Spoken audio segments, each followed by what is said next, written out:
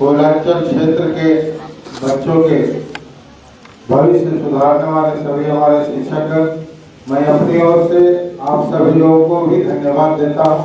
आप सभी लोगों को अपनी ओर से यही कहूँगा कि आप लोगों की जो समस्या है, जो आप लोगों ने लिख के दिया, हम लोगों के बीच में मंच पर उपस्थित कई गणमान्य व्यक्तिगण हैं। हम लोगों के पार्टी के जिलाध्यक्ष परमेश्वर महतो जी भी थोड़ा विलंब से आए, उनको भी अपनी ओर से उनको भी धन्यवाद देता हूँ। साथ साथ इस कार्यक्रम में आए हुए सभी हमारी शिक्षक शिक्षिकाएं, आप लोगों के बारे में अभी जो बातें सामने आई, जो समस्या आप लोगों ने मंच के माध्यम से सभी बातों को रखा गया, क्योंकि कई बार पदाधिकारियों से आप लोगों के बीच में मिलने का अवसर मिला, जानने का भी मिला।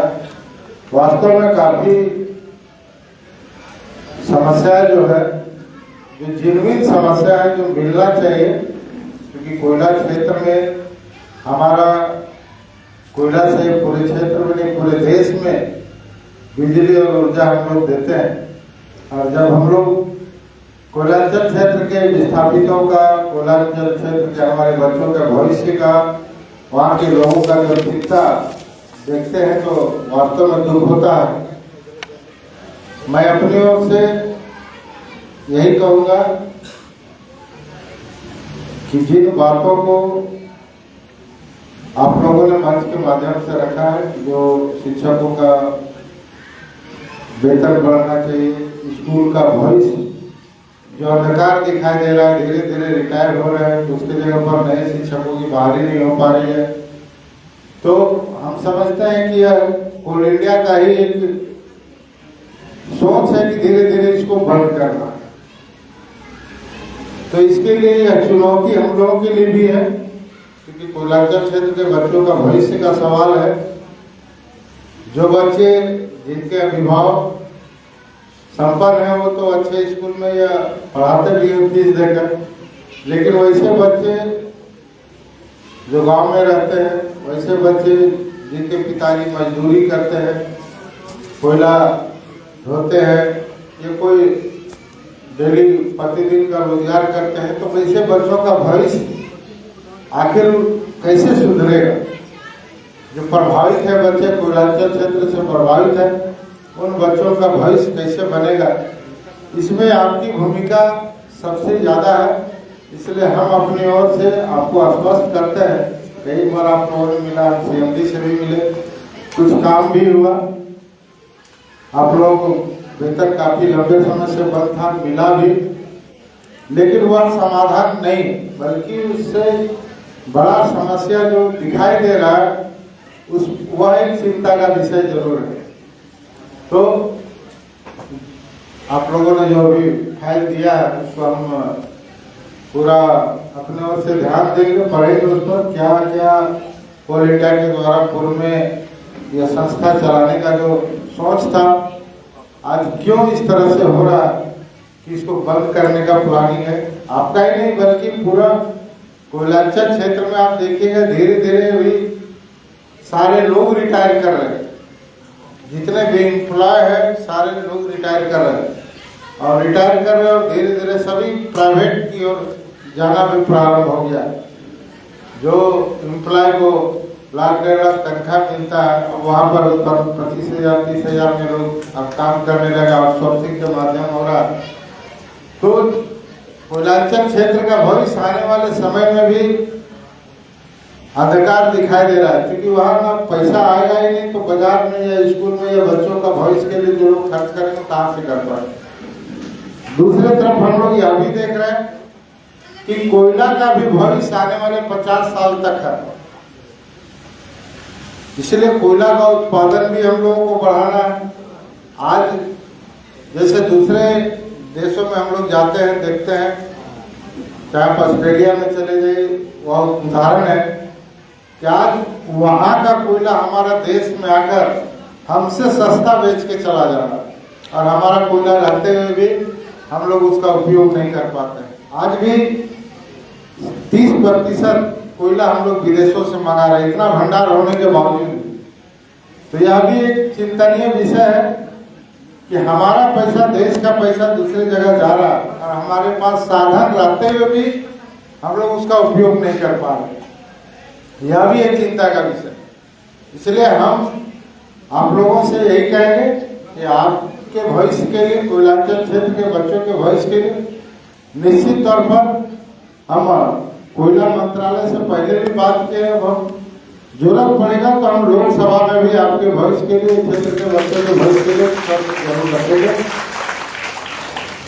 क्योंकि यह क्षेत्र का विकास का बात है, बच्चों के भविष्य का बात है। तो यदि हम उस जगह पर हैं तो हमारा भी जनप्रतिनिधि होने के नाते की दायित्व जो है, निश्चित तौर पर पहले भी आप लोगों की बातों को मैंने बहुत अच्छी तरह से सुना भी है, पहल भी किया है और आने वाले समय में हम आपकी बात को सही जगह पर रखेंगे और इसका समाधान भी हम करेंगे। क्योंकि हम लोग बहुत से लोगों को देखते हैं, जैसे बार बार बोल रहे थे कि भाई हम लोग काम पर विश्वास करते हैं। बहुत से लोग बड़े बड़े भाषण देते हैं, जैसे चुनाव के समय में नहीं होता, लोग वोट लेना है तो बहुत लंबा लंबा भाषण, आसमान से तारा तोड़ के ला देंगे, घर घर नौकरी दे देंगे।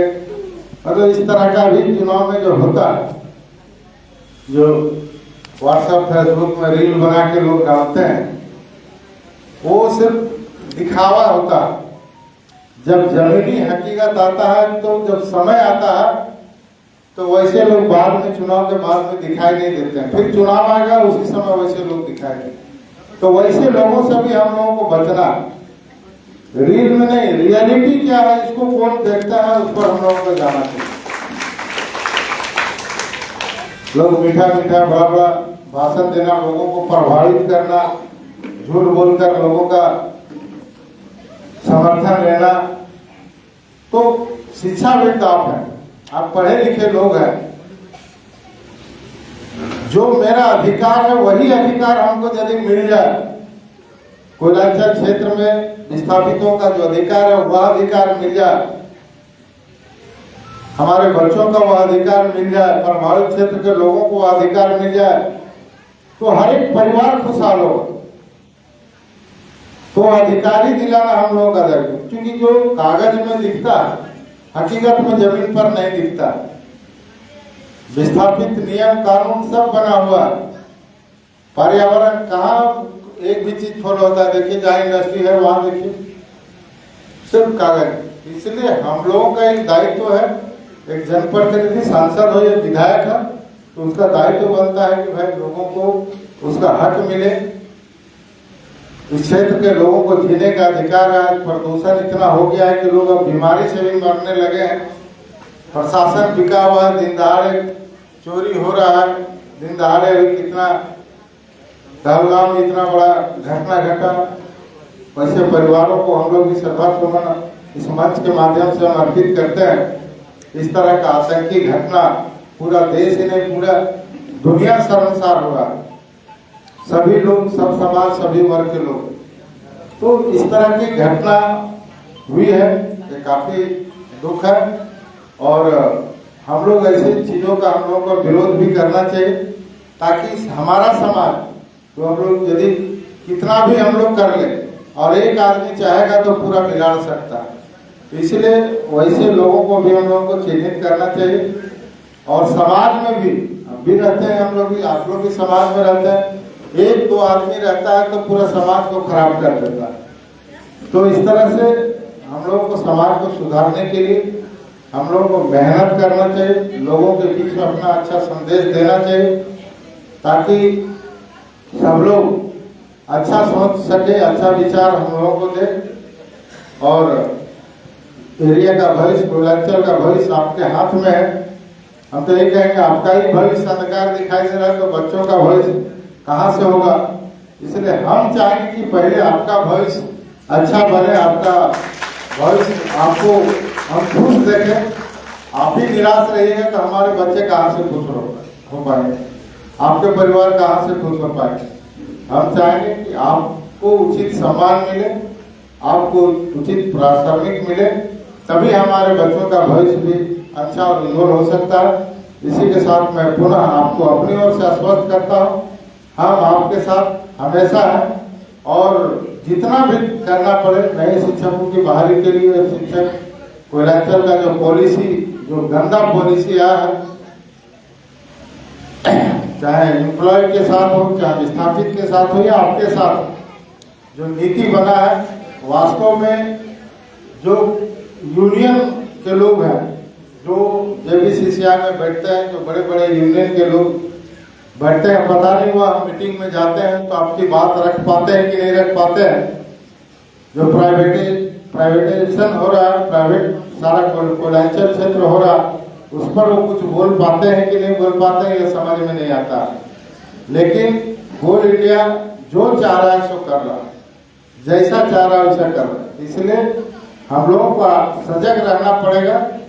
आपका ही नहीं बल्कि कई लोग, कई संस्था इस तरह से जिनको नुकसान उठाना पड़ रहा है, हम लोग इस पर पैनी नजर रखें। क्योंकि कोयलांचल क्षेत्र मेरा पूरा लोकसभा क्षेत्र है, पूरा हजारीबाग भी कोयलांचल क्षेत्र है, मेरा धनबाद भी पड़ता है, बागमारा क्षेत्र वह भी पूरा कोयलांचल क्षेत्र है। तो इसलिए हमारा हर एक विषय पर बारीकी से हम नजर रखे हुए मैं पुनः आप सभी लोगों को अपनी ओर से धन्यवाद देता हूं कि आपसे आपके छोटे से काम के लिए जो मैंने पहल किया और आप लोग इस मंच के माध्यम से जो आज स्वागत कर रहे हैं, मैं पुनः आप सभी लोगों को इस कार्यक्रम के लिए आपको भी हम बधाई देते हैं। सबको धन्यवाद।